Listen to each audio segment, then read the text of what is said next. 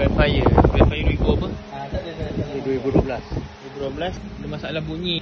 Ya, kita nak mencari bunyi tapi tak pakai mesin bunyi lah. Kita buat manual punya. So ini simple je. Dah tahu dah ni. Apa ni?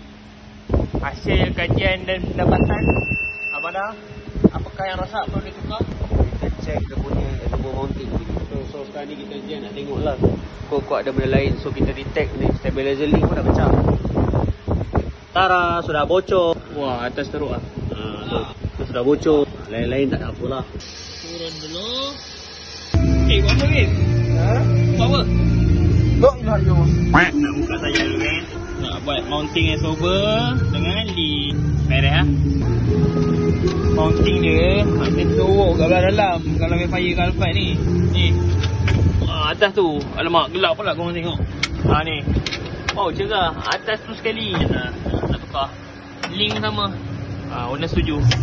So kalau owner setuju, kita tukar lah. Benda dah rosak. Beres.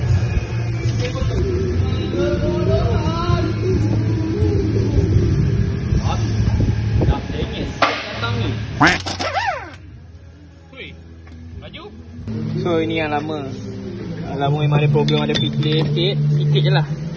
Tapi itu yang menyebabkan bunyi. Dan ini yang baru. Dan kita bagi di kanan. So belah kanan dah siap lah. Tengah pasang. Okay. So boleh like, follow, komen dengan share. Jumpa lagi next video. Bye bye. Assalamualaikum. Pumpam. Beres.